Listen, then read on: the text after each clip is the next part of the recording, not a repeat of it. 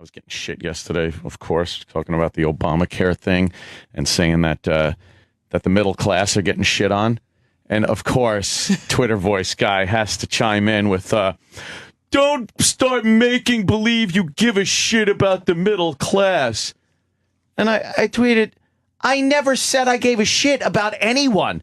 But Obama was like pledging that he gave a shit about the middle class and everyone else. And all I'm seeing about the Obamacare thing is people tweeting and reporting and tweeting links to stories about people that their rates are going through the roof. They have their insurance policy. And apparently, here's the biggest problem. Obamacare says that you need to have health insurance. And Obama always said, hey, if you got a policy you're happy with, you're going to be able to keep that. Don't worry. Don't worry about it. And everyone was like, oh, well, okay. Well, it turns out you need 10 certain things that have to fit the criteria for this new legislation, or your policy will be eliminated. What kind of things? Things like maternity leave and maternity care. Now, if you're a man, a single man, maybe you're retired, I don't know. Why the fuck should you have to include maternity care in your insurance policy? Now it's part of the law. You have to. So a lot of these people that have a policy catered to them, you know, with certain things that they might need and other things that they don't need eliminated from their policy, and then they have a certain deductible and they have a premium that they pay every month, that policy is now gone. And then they'll offer you a similar one. They go, well, here's a similar one for $1,000 a month instead of $250 a month, which you've been paying. That stinks. So the whole thing with Obama saying that that you'll be able to keep your previous policy is apparently bullshit. So, and then I was, of course, then, you know, the usual suspects on Twitter, you know, black people, they start getting on me about that and saying, oh, you don't understand it. Oh, that. And I'm like, this isn't even open to interpretation. This is what it is. I'm not interpreting some weird fucking vagary about this Affordable Healthcare Act. Well, how many people is it helping? Like, it can't be hurting everyone. Certain there are some people on the lower ends of the spectrum, people that never had insurance, things like that, that it could be helping, I guess. I haven't heard from them yet.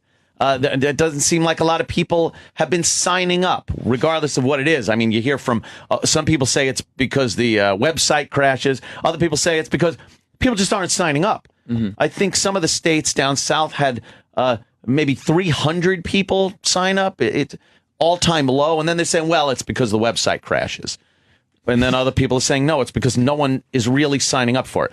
Well, if you have insurance, or if you're a small business owner with a certain amount of employees and you've given them certain kinds of health care, all I've been reading is people with their premiums going through the roof. And then a couple of people have said, well, mine have remained the same. Some people have had a 100% coverage and they have a $10,000 deductible. And now it's 80% coverage with a $20,000 deductible, and their premiums like tripled. In terms of having this ready for rollout, isn't it evident that they weren't ready to roll it out by the fact that the website is crashing? Yeah, that's evident. Just the fact that Nancy Pelosi, when it was being voted on a couple of years back, said, we'll learn what it is after we sign it. That was the mindset with this whole thing. Let's just get it through, make it law, and then we'll figure it out. It's one of those quotes that just never goes away. Oh, that one will be over. Haunting her. Yeah. I love, by the way, when I nap and I wake up and I look at Twitter, and I can always tell what kind of day you're having. Like, you know how you turn it on, you open your Twitter and you've missed a few hours, you have to scroll, and the first thing you see is like, you quoting somebody and going, no, that's not what I was saying. And I'm like, oh, he's having a long day. He's been fighting. Twitter fight. Yeah. So I was getting into that yesterday with a lot of people. It's always fun. I like good Twitter arguments. I don't shy away, and I don't get it doesn't really annoy me. I mean, you know, there's some people that you're just like, some people you just block because they're not even contributing to the discussion. Other people, I don't care if they don't agree with me. I'll quote them. I'll debate with them. It's fun. It's not a debate, Jerry. This isn't a debate. What's the compelling argument on the other side, though? It can't just be everybody going, you don't understand. The compelling argument on the other side is it's helping people and Obama rules. I mean, it's ludicrous. There are some people that have never said one bad thing about anything Obama's done and never will. And some people have said never one good thing. Never one good thing. That is never true. Will. That is absolutely true. I might have said one or two nice things about him. He seems to like his family. Oh. Seems to. Seems to. He appears maybe he's an American citizen. Yeah. He knows how to tie a tie. He can tie a dandy tie. He could read a teleprompter very well. True. These are all pluses, as I see it. He's literate. Right. Yeah. Well-spoken. Well-spoken. Yeah. Yes. He's got a job. Really good one. President. Yeah. Of these United States. You're not satisfied with his performance. Yeah. But no. I do want to see people have health coverage, but there's maybe a better way to go about it. I don't like the fact that there are people who don't have enough money for health insurance because some of them are lazy and other of them just can't afford it. Yeah. And the insurance companies are fucking vultures. I mean, having dealt with them when I can afford stuff, I hate their guts. I hate them. I don't like the idea of the government telling you that you have to have something. And you know, you could equate this with the cable companies. I was thinking this last night. You want HBO, you want Showtime, you want the regular network channels. But let's say I don't want any of the multitude of Spanish channels that are on there. Well, the cable company says, screw you. This is a tiered package deal. And that's the problem people have had with cable companies. They don't offer a la carte services where you could just pick what you want. You have to pick their bronze, silver, gold tiered things and get a lot of channels you don't want. You could equate the healthcare stuff with that now because you're getting certain healthcare options that you don't want, but it's mandatory to have. The only difference is it would be as if the cable companies, you called them and said, look, I don't want this. And they go, well, that's all we're offering. And then you say, all right, I'm canceling my cable service. And they go, okay, but now every year you got to pay us a penalty How much for is the not fine? having. I don't know what the fine is. I believe it's based on income. It's a yearly thing. Like it goes up as years go by between now and 2016. It increases. But regardless, any penalty, any tax, because that's what the Supreme Court called it, seems to be, if you don't want it, you don't want maternity care, you don't want the ambulatory services, whatever. There's 10 things that you have to have now. It should be up to the consumer because, again, it's just another thing that you're buying. Another thing of protection or that you're buying yourself, and it should be up to the consumer what they want to get. I completely agree. I just don't like being fucking handed somebody else's bill, which is what happens. And that's where I get irritated. Like people that don't want to buy in, that's fine. I don't care if they have insurance. But then when they get sick, they're going to be taken care of. It's not like we let people with cancer just sit on the curb and go, you chose to smoke, you don't want insurance. We take care of them. And so eventually they're going to get taken care of and we're going to wind up getting fucked even. That's the only. But are we getting fucked as much as we are now? I don't know. With having, various premiums going up. And I don't know where this is headed. I mean, obviously it's busted, but I think it's going to head to some single government-based healthcare system. I don't know. It just doesn't seem to be ready to go. And I don't even know if I think I'm it's affected. Costing a lot of people. Yeah, a lot of people don't know. That's a big deal right there. Shouldn't you know how this is going to affect you financially and healthcare wise? I mean, I don't know. It seems like the very lower end of the financial spectrum might make out on this with government subsidies. You can go and check and say, all right, that's such and such an amount for premiums for it. I can't afford it. Oh, look, I fit into the government subsidy area where I could get government money to pay. Well, where does that come from? Government money is nothing but taxpayers' money. So, again, it's costing you money. that Obama said, it won't cost you a dime. I don't mind my money being spent there as much. If people are using it for healthcare, if they're sick, I don't mind as much. It's like at least it's helping other U.S. citizens. Yeah, and they, it's like there's so much like you waste. Said, it's going to go there anyway. Yeah, if they get really sick, deathly ill, you're gonna have to pay for it anyway. Yeah, it's not like all of a sudden once they get ill, we go, well, you made your choice. Now sit in your fucking house and just dry rot. It does seem like that if you're on the lower end of the financial spectrum and you get ill, you will be taken care of, not as well as somebody that can afford very good health insurance. And is that you're right, that everybody should have access to the exact same health care. Now, let's say you've done well for yourself, you got some money. Shouldn't you, even where healthcare is involved, shouldn't you be able to afford better healthcare than somebody that isn't? It sounds cruel, but shouldn't you be able to afford better healthcare? Yes, but I also am we're so fucking busy putting our faces in everybody else's business. Mm-hmm. We can't put our face in someone's business fast enough to tell them how to treat their citizens. Yeah. We can't do it fast enough. So it's like we should kind of at least make sure that all of our citizens have health insurance. If we're going to go overseas and fucking mind everybody else's business, we should at least make sure that, now we take care of people right here.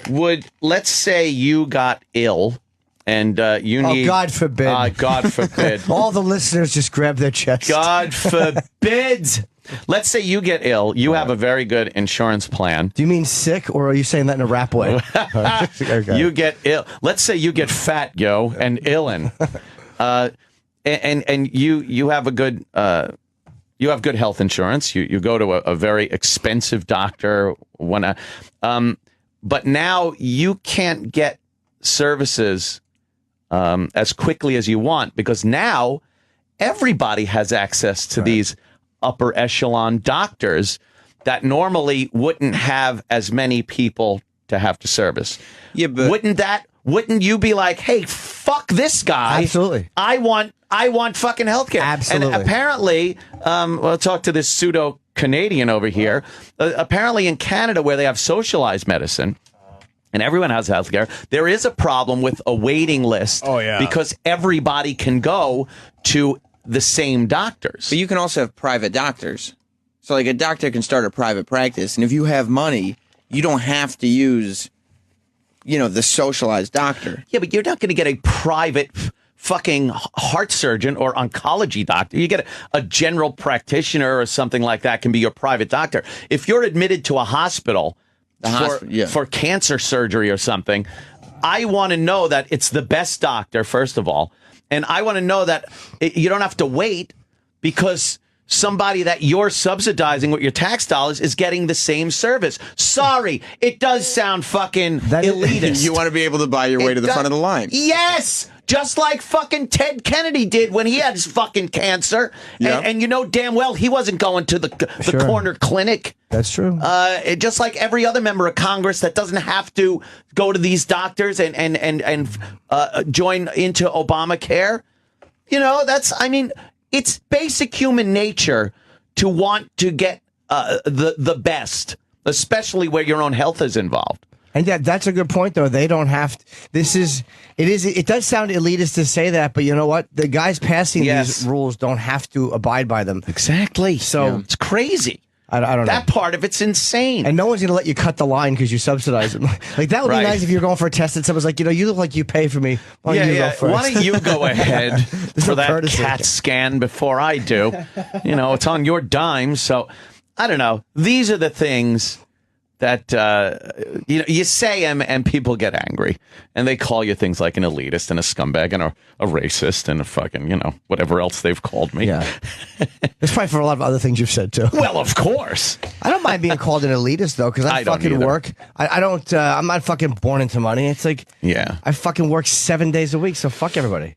Yeah, I don't mind it either. I'm overpaid, but considering what I contribute to society, honestly. You know what? Since we're talking about healthcare, laughter is the best medicine, Jim. You are a healthcare provider. Absolutely. With your, although not to nearly as many people as I'd like to be. See, ticket sales. You're the equivalent to fucking ancient doctors putting leeches on people. That's your laughter being. I really am. I'm the wooden teeth of the comedy circuit. You're the fucking Civil War surgeon's hacksaw of comedy.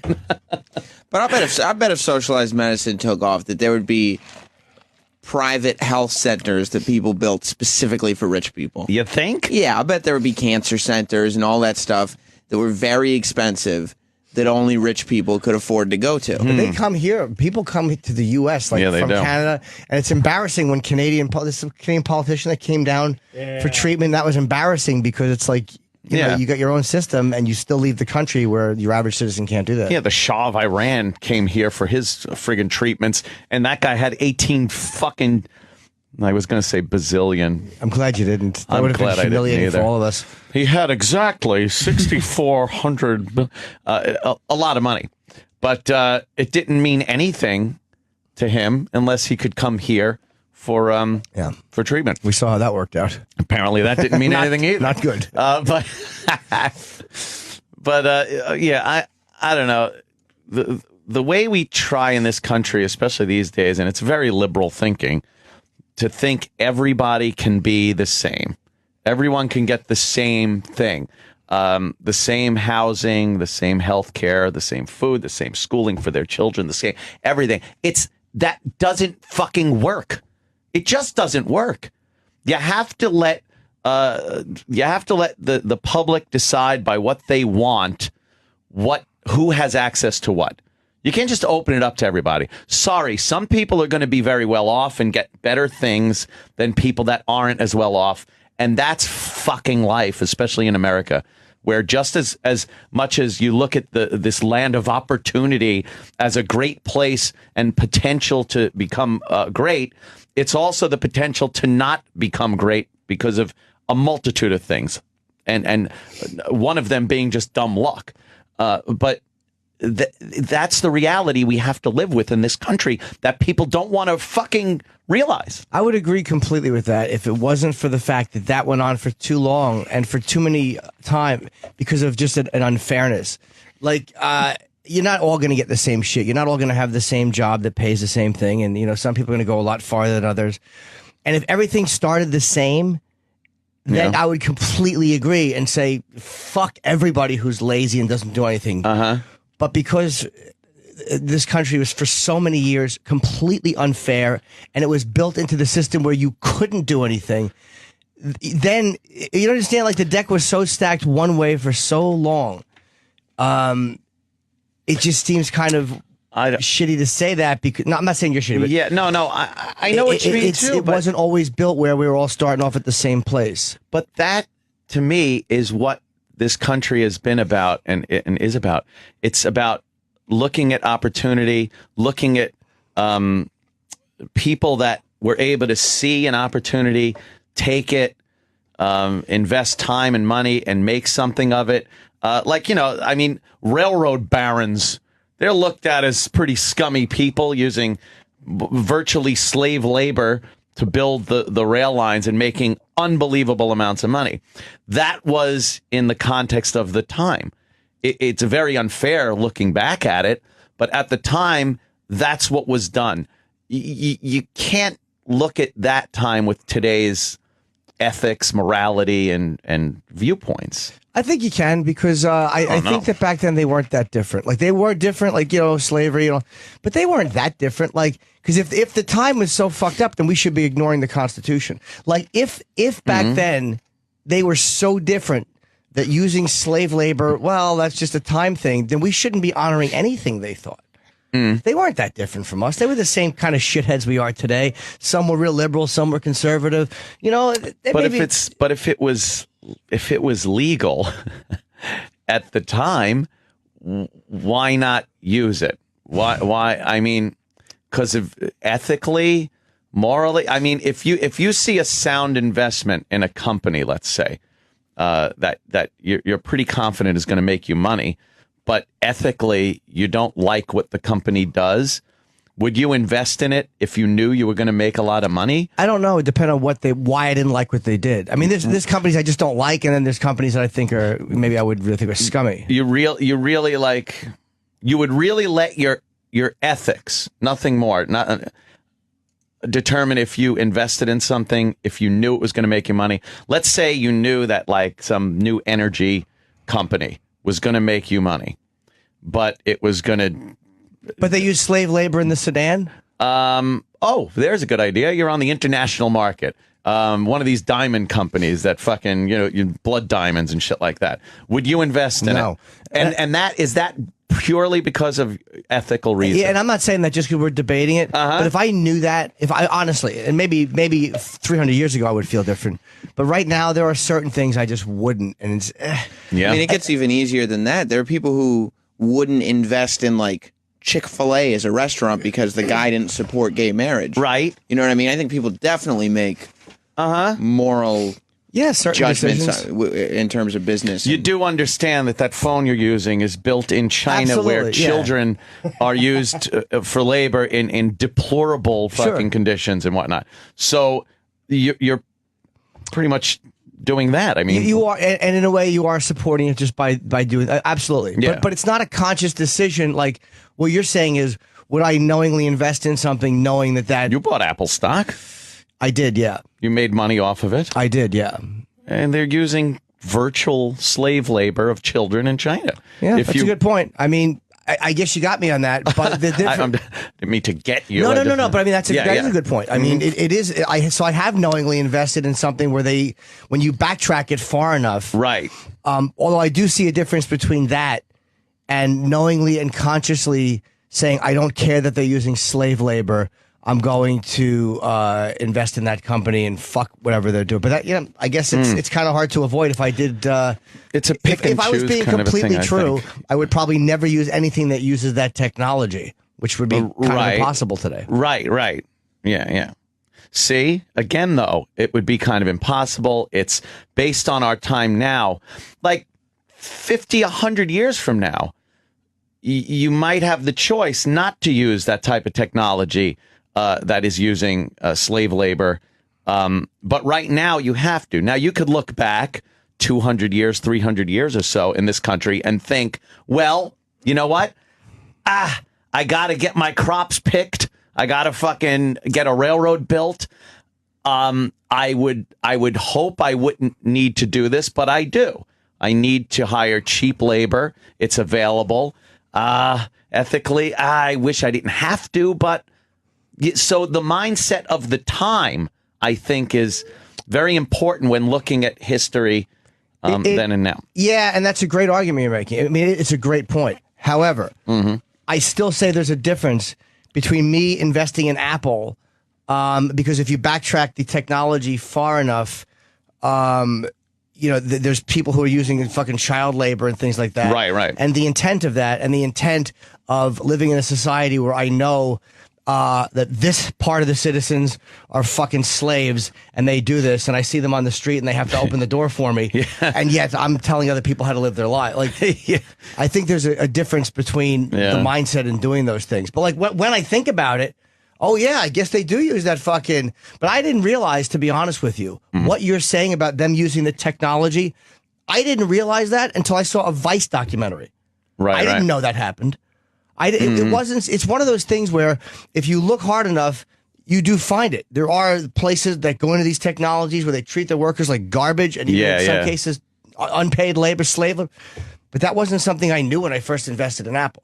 That wasn't something I was aware of. If I didn't see that Vice documentary, and you just said that, like about the tech, whatever this is in the cell phones that is made from that mineral. Right. Yeah. I can't remember the name. I would say to you right now, like, what are you talking about? But I do know that. But I was, so I get what you're saying, but there's, I think, a difference. Yeah. I'm not making an elegant argument, but I do think there's a difference. No. That's all. And that point that I was making right there. But I do think there's a difference. But I do think there's a difference. So there. So there. I need to fucking send pictures of my cock. But the argument, if some little Chinese kid has to sit there for 18 hours with a soldering iron, so be it. Yeah, and but I do think that you make investments according to your morale. I would not invest in something I know was using fucking slave labor just to get what I want. I really wouldn't. I would. If I knew I could turn a buck investing in a company and I wouldn't feel guilty about it. I don't know why. I'm not saying this is a good thing, and I'm not saying everybody should feel like that, but I just don't think I'd feel all that bad about investing in something because, again, I'm not doing anything illegal. Morally, it might be wrong, ethically, based on somebody's morality. You know, again, that's a very weird area of how people feel about certain things.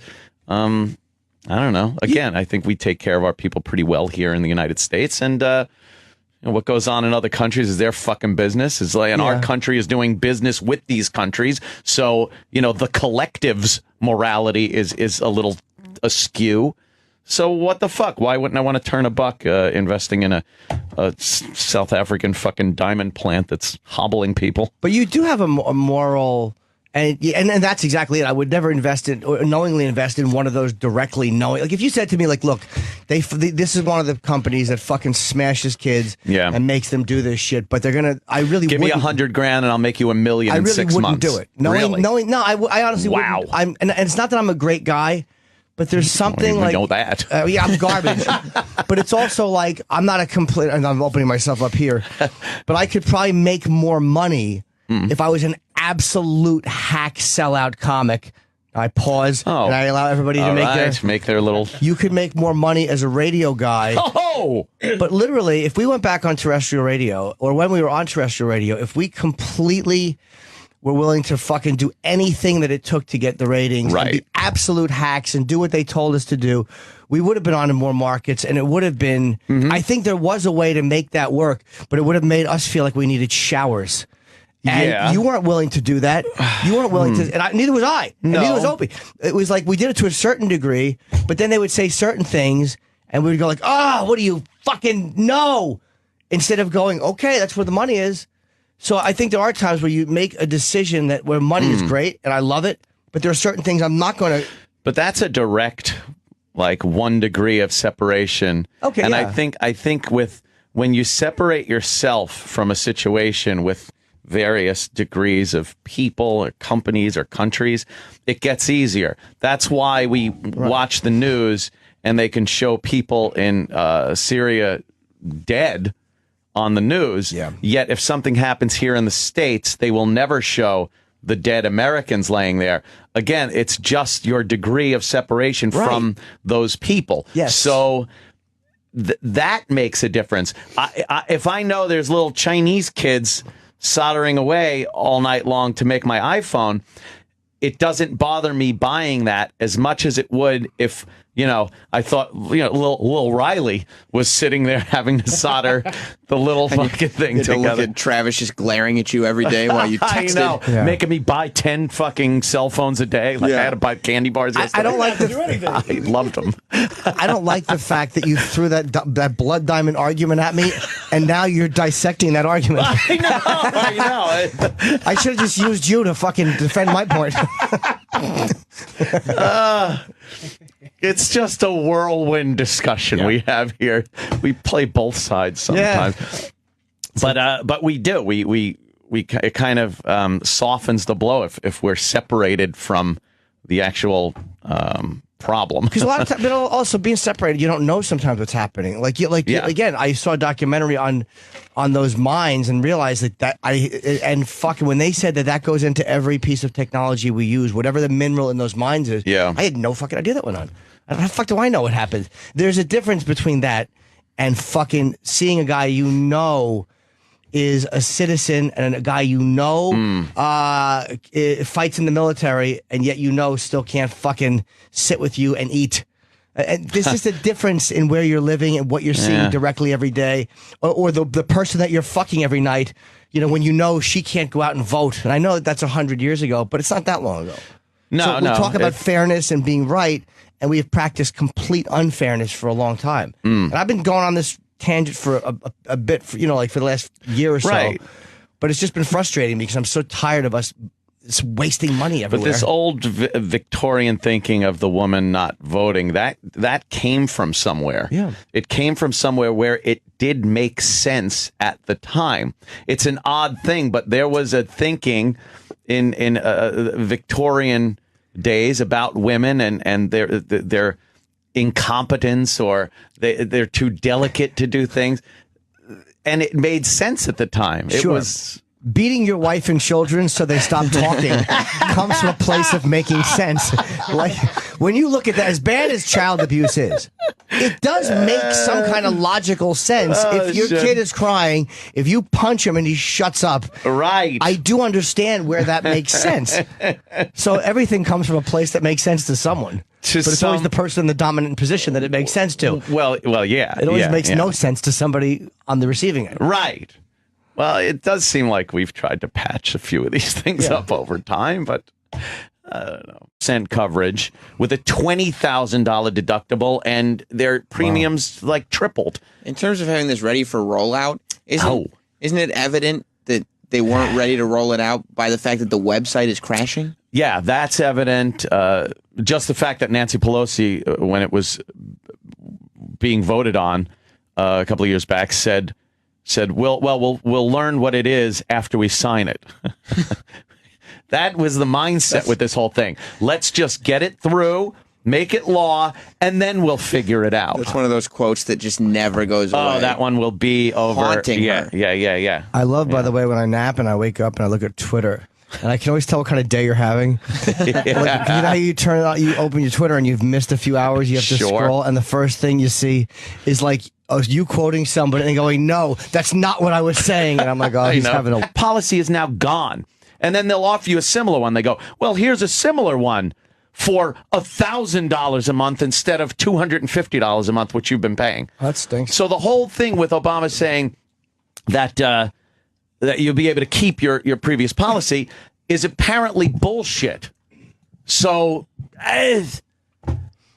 And then I was, of course, then, the usual suspects on Twitter, black people, they start getting on me about that and saying, oh, you don't understand it.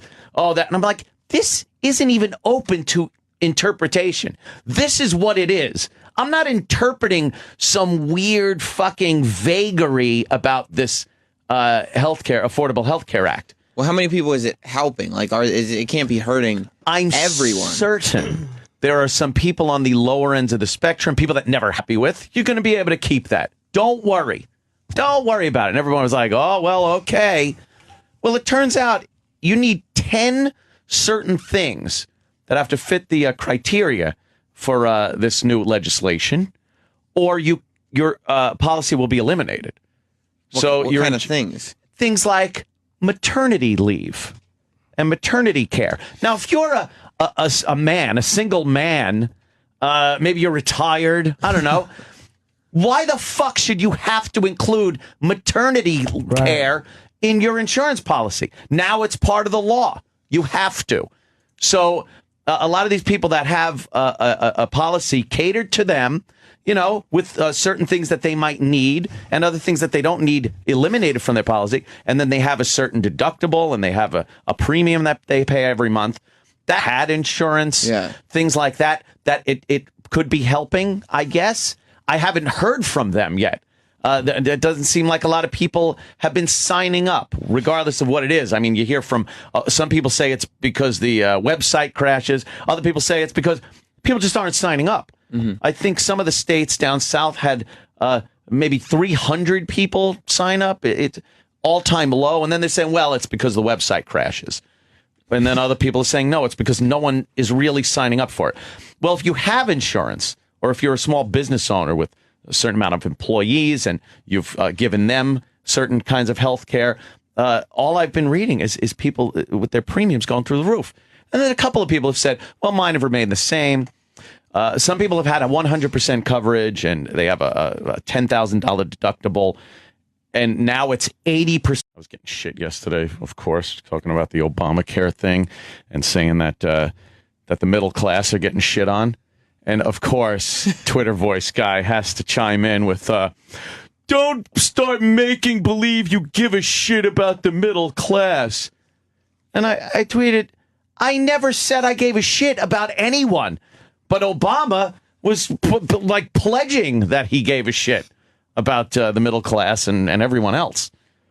And all I'm seeing about the Obamacare thing is people tweeting and reporting and tweeting links to stories about people that their rates are going through the roof. They have their insurance policy. And apparently, here's the biggest problem. Obamacare says that you need to have health insurance. And Obama always said, hey, if you got a policy, you're happy.